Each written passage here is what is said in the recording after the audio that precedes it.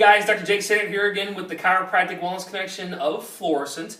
Today we're going to be talking about using a lacrosse ball to work in between your neck and your shoulders. A lot of times the white thoracic roll, this piece right here that you have in your take-home kits, is almost too broad. It might not hit some of those smaller muscles and around the shoulder blade area. So I'm going to show you another way we can do that today. So Crystal, go ahead and face towards the door there. What we're going to do is that we're going to kind of just use this ball and kind of just trace around the shoulder blade here. All around the shoulder blade and end right here in the outside portion of the shoulder. Okay, Crystal, thanks.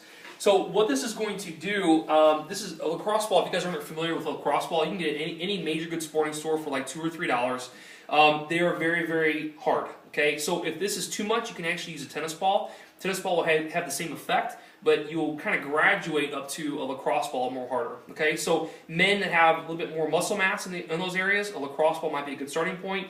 Or if you're a big baby, you can use a tennis ball as well. But anyway, I always say start with a lacrosse ball and then kind of work your way down if it's not enough. So what we're going to do, now that I'm going to position myself here, I'm going to kind of show them so they can see this. But I'm going to set this right up here at my neck and shoulder. And I'm going to start right here. What I'm doing right now is that I prefer actually you do it on the ground so you have some resistance against you.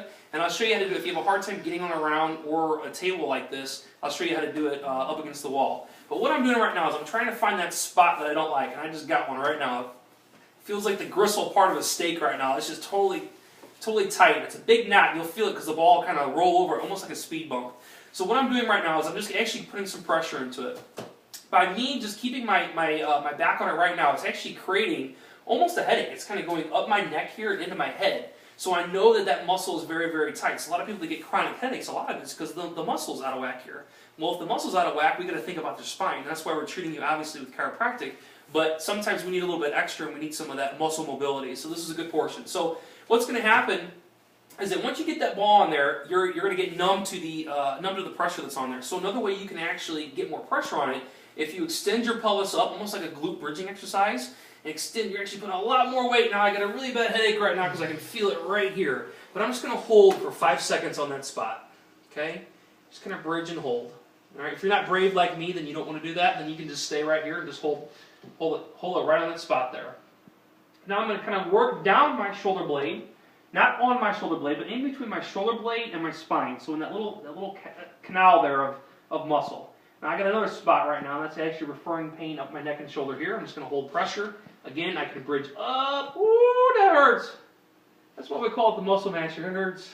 But we're going to put pressure on that and hold. Going to go down again, find another spot. Got another one right here, and I'm just going to hold. I'm not brave enough to bridge up in my pelvis just yet. This one hurts pretty bad. So we're going to hold that spot right there for 5 seconds. And you can hold it for 15, you can hold it for 30 seconds. Okay, now we're going to rotate on the outside. And now I'm right up here, right where the rotator cuff muscles attach and insert. And I'm just kind of rolling my shoulder around. Another thing you can do is that once you hit that spot in the outside portion of the shoulder, you can use your arm. Right now my arm is at a 90-degree angle, and I can rotate it all the way back, touch the floor. I can do 15 repetitions of this, go this way, go this way. Okay, and that can also help increase mobility in my shoulder. Okay, now I'm going to show you guys how to do it on the wall over here, because if you don't have a spot at your house where you can get on the ground, or maybe you just have the inability to actually get on the ground, I'll show you how to use the same lacrosse ball or tennis ball exercise on the wall. So coming over here, you can actually take that same lacrosse ball, put it up against the wall here, find that spot, and you actually can do a little dance with it too. So you can kind of rock in there and get that spot. I got a huge knot right here.